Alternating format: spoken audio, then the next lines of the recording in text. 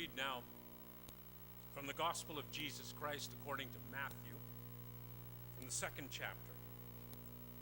And to give you a little context, Jesus is born, but soon after his birth, the family must flee to Egypt.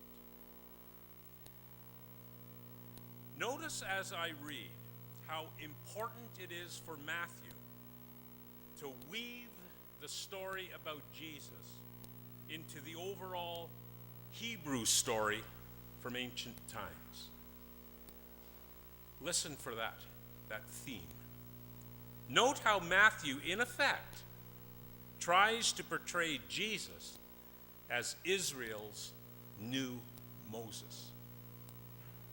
Are you with me? Look for that.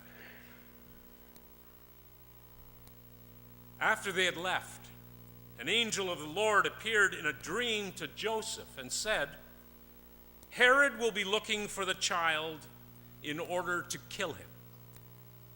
So get up, take the child and his mother, and escape to Egypt, and stay there until I tell you to leave." Joseph got up, took the child and his mother, and left during the night for Egypt, where he stayed until Herod died. This was done to make come true what the Lord had said through the prophet, "I called my son out of Egypt." When Herod realized that the visitors from the east had tricked him, he was furious. He gave orders to kill all the boys in Bethlehem and its neighborhood who were 2 years old and younger.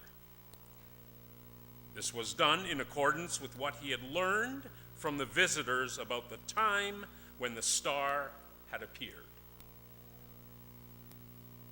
In this way, what the prophet Jeremiah had said came true. A sound is heard in Ramah, the sound of bitter weeping. Rachel is crying for her children. She refuses to be comforted, for they are dead. After Herod died, an angel of the Lord appeared in a dream to Joseph in Egypt and said, "Get up, take the child and his mother, and go back to the land of Israel, because those who tried to kill the child are dead." So Joseph got up, took the child and his mother, and went back to Israel. But when Joseph heard that Archelaus had succeeded his father Herod as king of Judea, he was afraid to go there. He was given more instructions in a dream, so he went to the province of Galilee and made his home in a town named Nazareth. And so what the prophets had said came true. He will be called a Nazarene.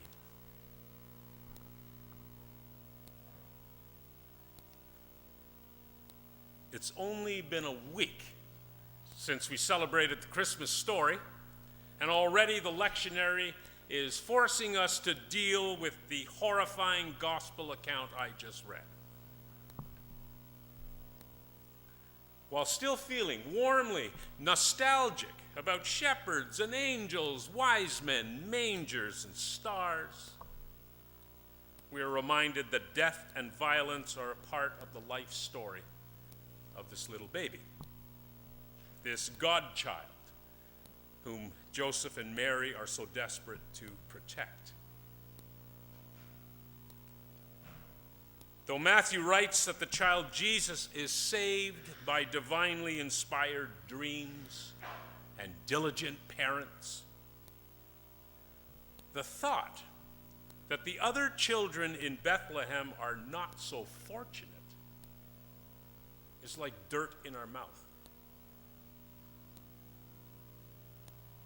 Imagine that you're a Christian believer living in the first century, celebrating Christmas. Then imagine that in the midst of your celebration, you run into a young Jewish couple who shake with rage at the very mention of Jesus' name. After some investigation, you discover that the Jesus whose birth you're so excited about was the cause of their child's death.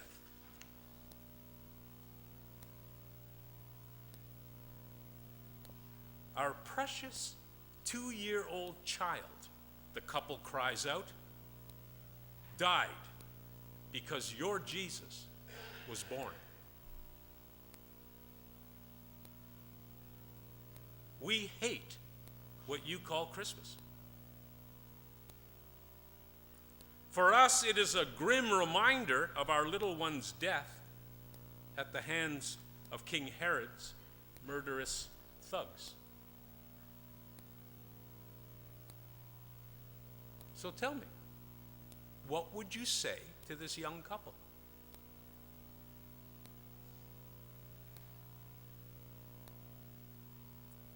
In an episode of the TV series MASH, do you remember that program, MASH? 2 doctors and a nurse, they desperately tried to keep a fatally wounded soldier from dying on Christmas Day, lest the man's wife and children back home forever have to associate Christmas with their loved one's death. When the man expires just before midnight anyway, despite their best efforts, Dr. Pierce moves the clock hands forward 20 minutes and then puts December 26th on the death certificate. No child should have to connect Christmas to death, he says. He says this in defense of his unethical faking of a medical record. If we're honest, we all feel the same way, don't we? We'd all do the same thing, wouldn't we? That's why a professor once compared the 2nd chapter of Matthew to an obnoxious, most unwelcome guest at your Christmas party. The kind of person who drinks too much and talks too loudly, and who spills eggnog all over your nice new Persian rug. The so-called slaughter of the innocents, that's what the passage is referred to as, is about as un-Christmassy a Bible passage as you could possibly imagine. I struggle with this one. This is a tough one for me. But maybe it's not so much Matthew's fault as our own. Maybe it's our concept of the true meaning of Christmas that needs revising. This is what I started thinking to myself. Maybe there's absolutely nothing wrong with Matthew's narrative. There's a definite teaching to be taught. It's a far-fetched scenario, the whole story. And we may question whether or not it actually happened in history, whether it actually took place. In fact, we may think of the story as clever writing on Matthew's part to link Jesus to the Jewish faith story. As I said earlier, linking it to the new Moses. After all, doesn't this story about an escape to Egypt sound familiar?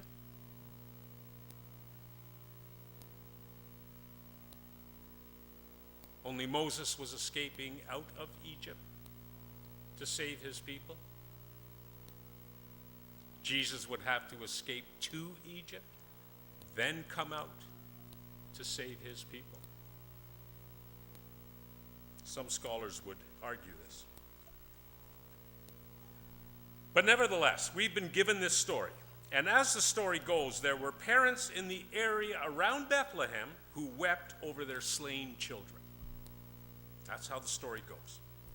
And for them, it would have been relatively easy to connect the dots that led to this horrible slaughter directly back to Jesus, the Son of Mary.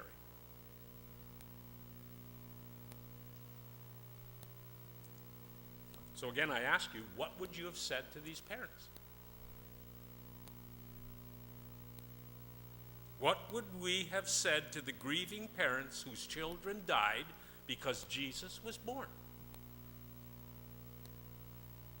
They're not easy questions. But then this lectionary reading for the Sunday after Christmas is not a pleasant story. Because somehow the Spirit of God did lead these magi, these wise men from the east, to the Christ. How they got there may seem strange, even quacky. But on this occasion, it led them to a truth. Been born. All right? That's the story. Now, had they kept that to themselves, things might have been better. But the fact of the matter is that these magi did the unspeakably dangerous and dumb thing of tipping off King Herod. And this particular monarch was among the ancient world's most despised tyrants. He was, by all accounts, insane and dangerous. In the years prior to Jesus' birth, Herod had murdered no less than 3 of his own sons and at least 1 of his wives. Quite a character. And why? Because he feared that they had designs on his throne. Herod's appetite for violence was so well known that even Caesar Augustus, the Roman Caesar, once privately told someone that it was safer to be one of Herod's pigs than one of his sons.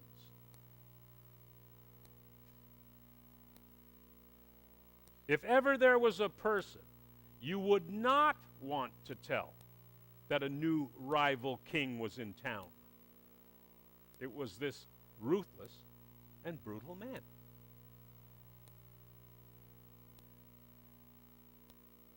So one can only imagine his shock when those innocent magi from Baghdad asked him, "Say, you wouldn't happen to know where the new king of the Jews is, would you?" But Herod got over the shock, enough to start playing the magi like a cheap violin, pretending to want to worship and honor this new king himself. If only the magi would be so kind as to forward the little monarch's home address once they got it for themselves.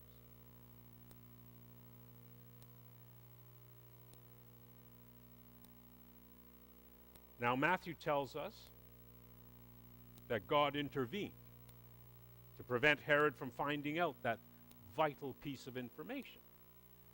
That's the story. But it is exactly that fact that led to this dreadful mini Holocaust of babies.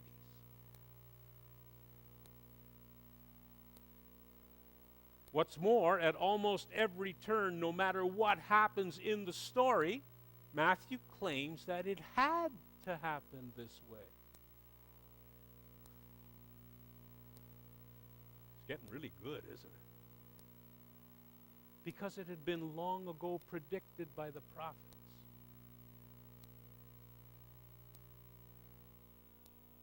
But remember, it's not God that does the violence, it is Herod.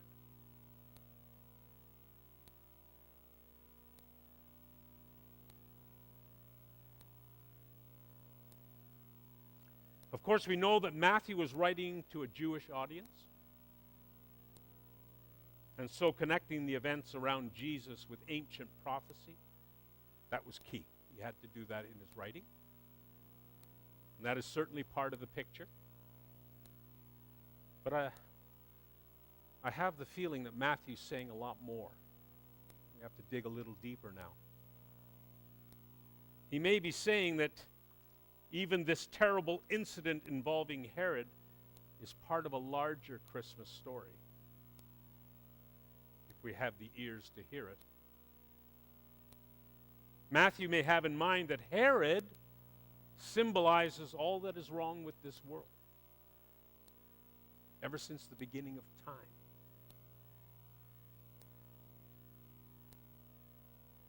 Maybe he's just playing a role.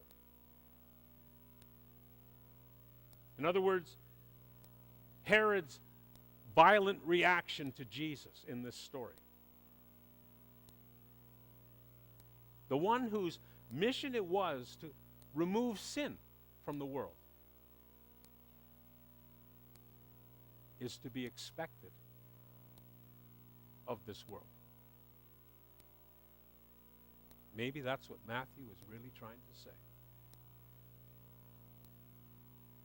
To paraphrase the theologian Frederick Buckner, Herod feared that somewhere out there in the Judean countryside there was someone in diapers who posed a threat to everything for which he stood.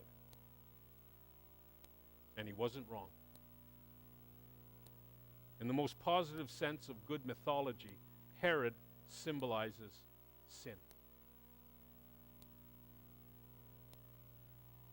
And sin has led to every rejection of God's Christ that has ever happened.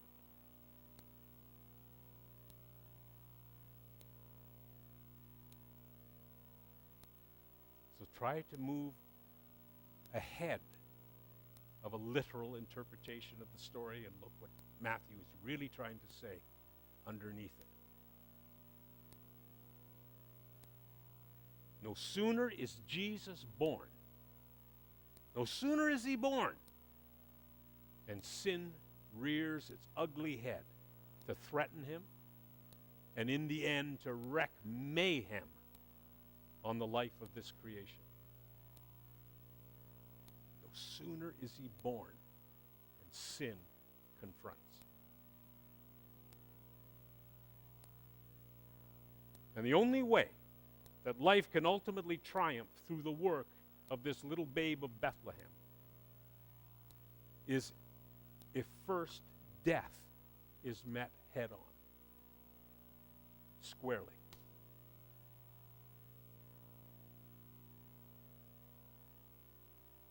We can't get at the joy of Christ unless we encounter the sorrow. Christmas is not just about shepherds and angels. It's about the one who would ultimately give up his own life for others, for us.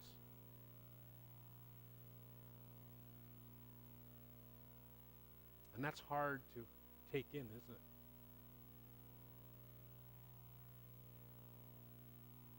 But the wider story doesn't end there. We know. We're fortunate enough to know the end of the story. It doesn't end in death. At the end of the day, life triumphs, doesn't it? Because this little Jesus who elicited this firestorm of hatred from the sinful of this world finds a way to undo violence from the inside. He defeats death through resurrection. Okay? And before he leaves, he plants the first seeds of a faith that would eventually take root throughout the world. Wow. By letting himself get caught up in this world's web of violence, Jesus still manages to defeat the forces of hatred and sin in a way that brute force itself could never do. Had he come with an army instead of a donkey, I venture to say Christianity would not be what it is today. The great religion that it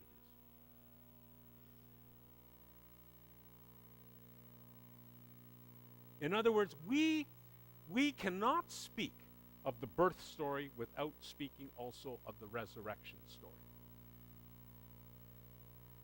You cannot separate the two. And I'm standing right beside a festive Christmas tree. I'm surrounded by all the beauty and the grace. And on the other side, there's always the haunting story of sin and its ugly head. So we cannot speak of Jesus' birth without also speaking about his death. And this, my friends, I believe is the true miracle of Christmas. Take the whole package, the whole story together, and that's the miracle. This is the ultimate thrust of the Christmas story. A story and a message all wrapped up in the simple words, Merry Christmas.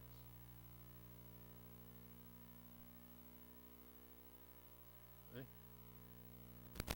And we have pledged as Christians to be followers of that way, of love, the way of love, despite the Herod, the sin, the violence, the confrontation.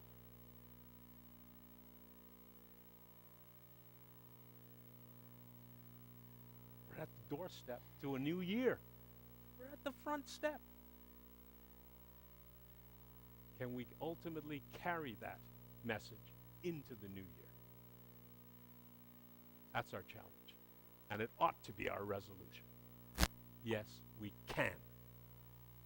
We can do that. So Merry Christmas, everyone.